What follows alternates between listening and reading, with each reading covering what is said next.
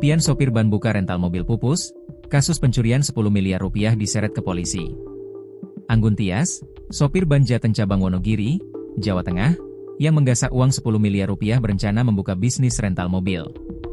Namun, impian itu kini pupus.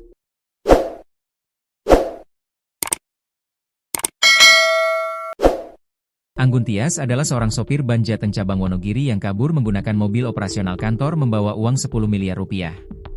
Ia kabur setelah menjalankan aksinya di ban Jateng cabang Solo di Jalan Slamet Riyadi nomor 20, Kampung Baru, Kecamatan Pasar Kliwon, Kota Solo, Senin, 1 September 2025, sekitar pukul 12.20 waktu Indonesia Barat.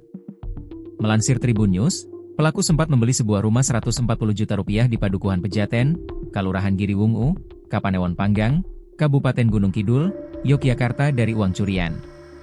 Di dekat rumah yang baru dibelinya itu, Anggun berencana membangun bisnis rental mobil. Rumah yang dibeli Anggun berada di bawah jalan kampung. Sementara, lokasi yang akan dibangun garasi berada di samping atas rumah tepat di pinggir jalan. Karena lokasi berada di perbukitan, Anggun berencana akan menyewa alat berat untuk meratakan lokasi.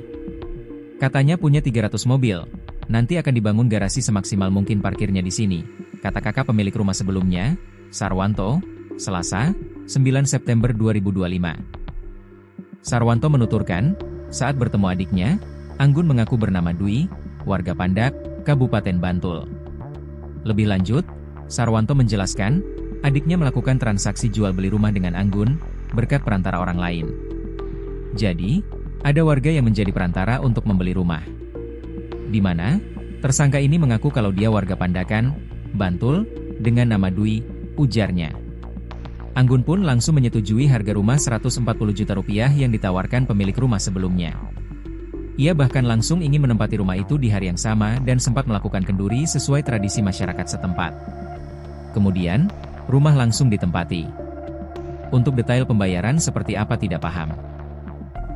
Saat itu juga langsung syukuran kenduri bersama sejumlah warga untuk menempati rumah baru, beber Sarwanto. Sarwanto mengaku tak curiga dengan kedatangan Anggun di kampungnya. Namun, setelah 3 hari tinggal di sana, Anggun tak pernah bersosialisasi dengan warga. Pintu rumahnya juga selalu tertutup rapat. Pintu rumahnya selalu ditutup, pernah ada salah seorang warga mencoba bertamu tapi tidak ada respons, kata dia. Di rumah itu juga, penangkapan terhadap Anggun dilakukan. Anggun ditangkap di Kabupaten Gunung Kidul, Yogyakarta, Senin, 8 September 2025. Selain Anggun, polisi juga mengamankan 2 orang lainnya yang diduga menerima aliran dana dari hasil kejahatan tersebut. Kita juga mengamankan 2 orang yang diduga menerima aliran dana, kata Kanit Resmob Satreskrim Polresta Solo, Ibda Irham Rohozan Al-Fikri.